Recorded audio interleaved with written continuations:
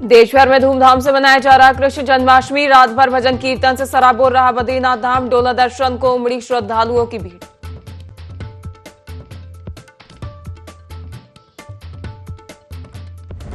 मुख्यमंत्री पुष्कर सिंह धामी ने स्वतंत्रता दिवस पर किया बड़ा ऐलान। ग्राम चौकीदार, प्रहरी और सैनिक कल्याण प्रतिनिधियों के मानदेय में बढ़ोतरी की घोषणा। कहा, गंगोत्री ग्लेशियर समेत हिमालयी क्षेत्रों का होगा नियमित अध्ययन।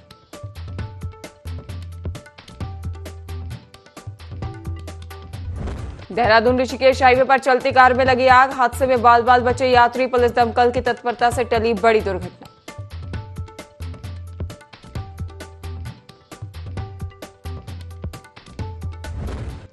उत्तराखंड में आज भी बिगड़ा मौसम। देहरादून समेत 5 जिलों में तेज बारिश का येलो अलर्ट जारी। मौसम विभाग ने 18 अगस्त तक प्रदेश भर में तेज बारिश की जताई संभावना।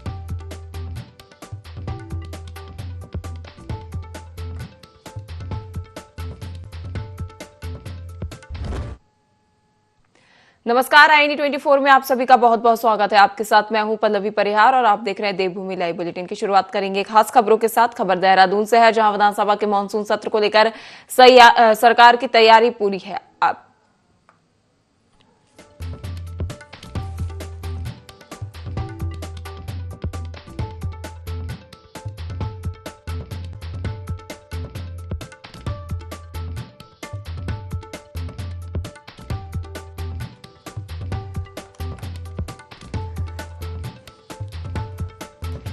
देहरादून से खबर सामने आ रही है, जहां विधानसभा मानसून सत्र को लेकर सरकार की तैयारियां पूरी कर ली गई हैं। 19 अगस्त से गैरसैंण के भराड़ीसैंण में मानसून सत्र का आयोजन होगा। 19 से 22 अगस्त तक भराड़ीसैंण में आयोजित होगा सत्र के लिए अब तक विधायकों से 545 से अधिक प्रश्न प्राप्त हुए हैं।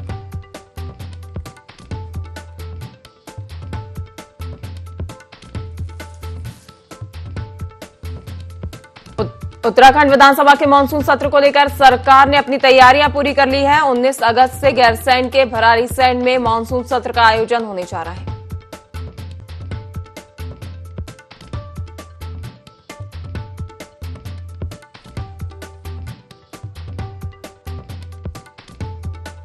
आपको बता दें, विधानसभा अध्यक्ष ने मानसून सत्र को लेकर तैयारियां पूरी करने का ऐलान कर दिया है, जहां इसकी जानकारी साझा की है। विधानसभा अध्यक्ष ने मानसून सत्र के लिए विभिन्न विभागों के उच्च स्तरीय अधिकारियों की बैठक भी ली और बैठक में सुरक्षा और अन्य व्यवस्थाओं की समीक्षा इस दौरान की गई। बैठक में सुरक्षा के साथ ही कई और व्यवस्थाओं पर विचार विमर्श किया गया। बैठक में सत्र को सुचारू संचालन के लिए कई निर्णय लिए गए। इस दौरान विधानसभा अध्यक्ष ऋतु खंडूरी भूषण ने कहा कि ग्रीष्मकालीन राजधानी गैरसैंण के भराड़ीसैंण विधानसभा में 19 अगस्त से शुरू होने वाले मानसून सत्र के लिए सभी तैयारियां पूरी कर ली गई हैं। सत्र के लिए अब तक 32 विधायकों से 547 प्रश्न प्राप्त हो चुके हैं। विधानसभा सभागार में विधानसभा अध्यक्ष ने मानसून सत्र के लिए विभिन्न विभागों के उच्च स्तरीय अधिकारियों की बैठक में सुरक्षा और अन्य व्यवस्थाओं की समीक्षा की है।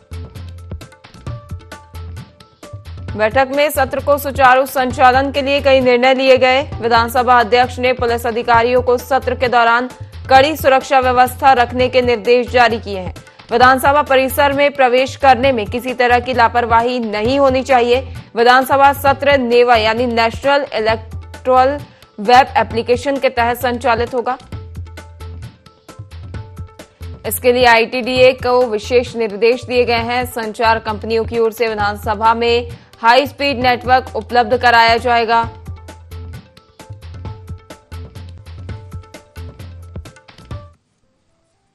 चलिए बढ़ेंगे अगली खबर की ओर, जहां नैनीताल की राजनीति में चल रहे सियासी घमासान के बीच एक नया मोड़ सामने आया है।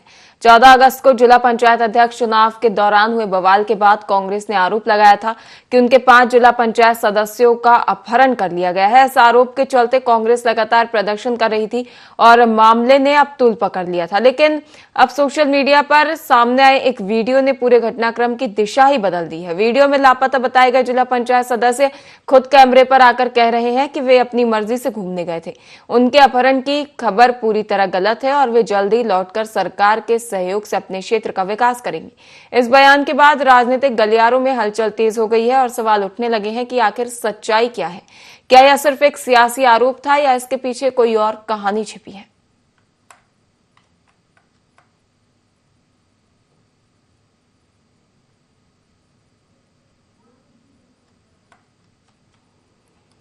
आपको बता दें, खबर नैनीताल से है, जहां पर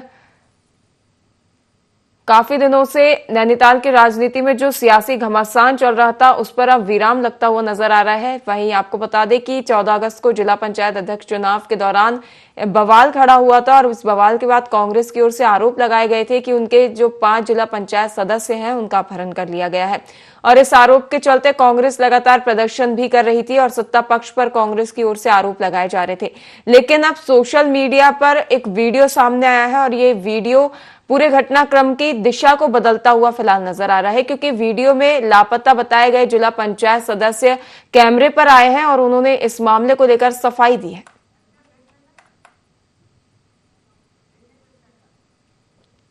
वैकुंठ नगरी बद्रीनाथ धाम में भगवान श्री कृष्ण को समर्पित श्री कृष्ण जन्माष्टमी पर्व की धूम रही। बीकेटीसी की ओर से आयोजित श्री कृष्ण जन्मोत्सव आयोजन में बड़ी संख्या में श्री कृष्ण भक्त श्रद्धालुओं ने बद्रीनाथ धाम पहुंचकर भगवान बद्री विशाल के दर्शनों के साथ साथ मंदिर परिसर में भगवान श्री कृष्ण का डोला दर्शन का पुण्य लाभ भी अर्जित किया। तस्वीरों में देख सकते हैं कि किस तरह बद्रीपुरी में श्री कृष्ण जन्मोत्सव की धूम नजर आ रही है।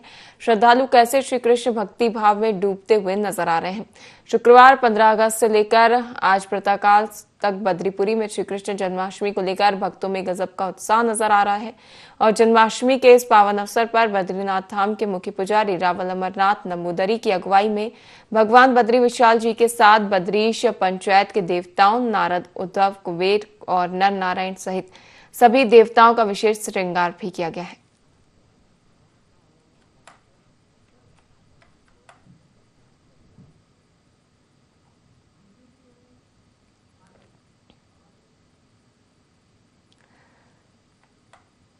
पर्यटन मंत्री सतपाल महाराज ने उत्तरकाशी के धराली में आई आपदा पर कहा कि प्रभावित क्षेत्र में लगातार रेस्क्यू ऑपरेशन जारी है और मलबे में दबे लोगों को निकालने की हर संभव कोशिश की जा रही है। शुरुआती जांच में ग्लेशियर टूटने से भारी मात्रा में पानी और मलबा आने की बात सामने आई है, जिससे कई मकान और लोग प्रभावित हुए हैं।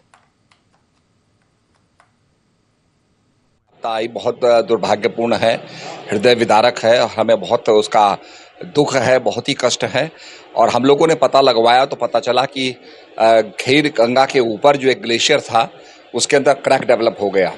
और ग्लेशियर में क्रैक तभी आता है या ग्लेशियर की मेल्टिंग जो है बड़ी फास्ट डाउन होती है, तेजी से होती है, क्योंकि वर्षा बहुत जब ज़्यादा होती है तो वर्षा का पानी जो है थोड़ा सा उसमें उष्णता होने के नाते वो बर्फ़ को पिघलाता है, जिसके कारण तो वहाँ काफ़ी स्लश आया, काफ़ी प्रभावित हुआ। तो अब ये देखने को मिल रहा है कि हमारी जो रिवर बेड्स काफ़ी ऊंची हो गई हैं और रिवर बेड्स को नीचे करना पड़ेगा और हमें जो है चैनलाइजेशन करना पड़ेगा रिवर्स का। तो उसके लिए हम लोग प्रयासरत हैं इस तरह से, और पूरा साइंटिफिकली उसका शोध करने के बाद हम चाहेंगे कि उसका जो है चैनलाइजेशन हो ताकि पानी फ्लो हो सके। स्वतंत्रता दिवस पर जहां देश भर में शराब के ठेके बंद रहे, वहीं डोईवाला में आबकारी विभाग ने छापेमारी कर अवैध शराब का बड़ा जखीरा बरामद किया। गोलू दा ढाबा से 15 पेटी देसी और 3 पेटी अंग्रेजी शराब जब्त की गई। मौके से 2 आरोपियों को गिरफ्तार किया गया है।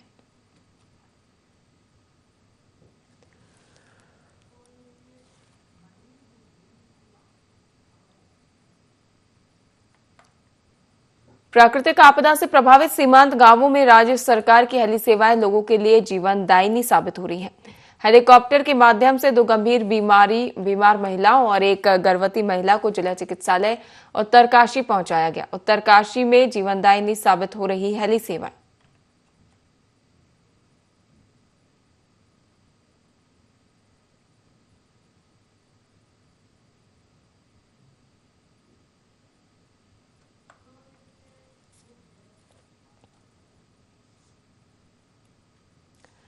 उधम सिंह नगर सिडगुल में गैस आपूर्ति ठप होने पर महापौर ने सीएम धामी से वार्ता की, जिस पर मुख्यमंत्री ने तत्काल संज्ञान लिया और तत्काल कार्रवाई के निर्देश दिए। Gas authority of India limited के गैस पाइपलाइन क्षतिग्रस्त होने से सिडकुल में उद्योगों के संचालन को लेकर आ रही दिक्कतों को लेकर महापौर विकास शर्मा ने मुख्यमंत्री पुष्कर सिंह धामी से दूरभाष पर वार्ता कर पूरी स्थिति से अवगत कराया और शीघ्र समाधान की मांग की।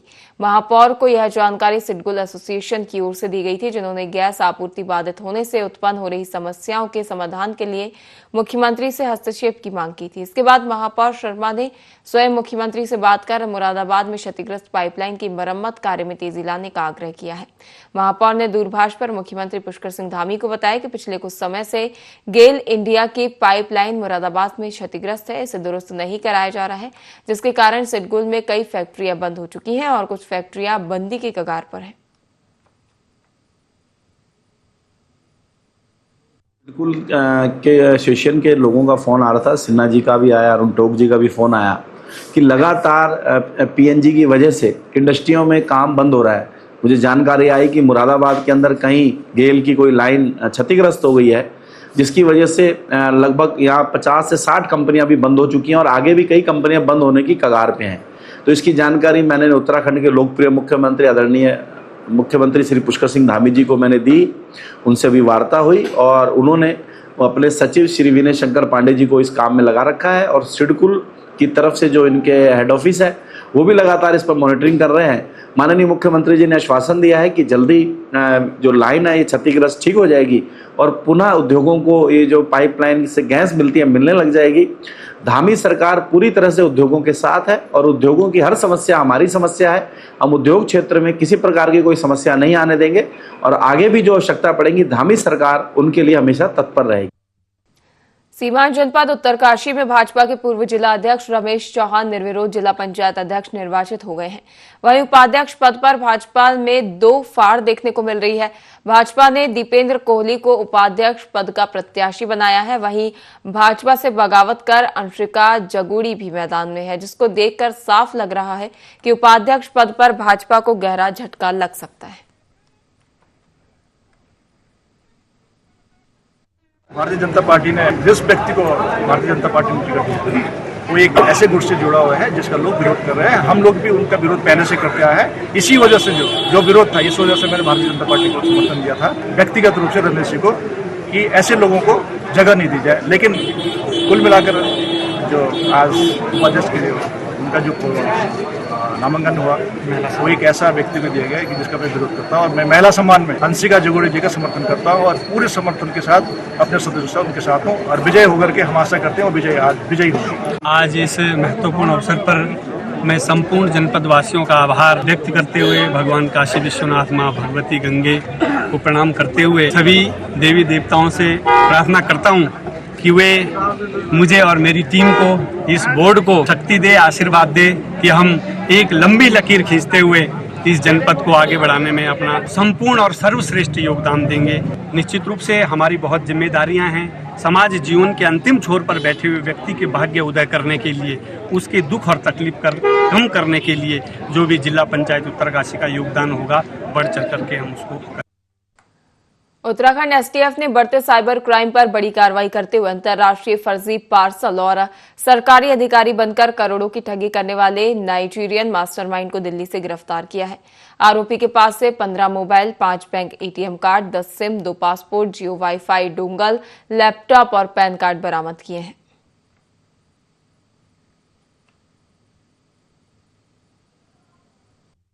साइबर धोखाधड़ी के एक प्रकरण में एक अरेस्टिंग हुई है। इसमें नाइजीरिया मूल का एक व्यक्ति है, इसकी अरेस्टिंग हुई है। तो टोटल फ्रॉड ये 28,98,000 का था और इसमें ये जो अरेस्ट हुआ है हमारा, ये कोलिनस युगा चुकनू वामुका, ये नाइजीरियन नेशनल है, ये इसमें इसकी अरेस्टिंग हुई है और इसकी कस्टडी से 15 मोबाइल फ़ोन और कुछ सिम कार्ड, पैन कार्ड और पासपोर्ट्स, लैपटॉप, डोंगल, ये सब बरामद हुए हैं और एटीएम बरामद हुए हैं 5 बैंक अकाउंट्स में, जिसमें कि इसने फ्रॉड की अमाउंट ली है।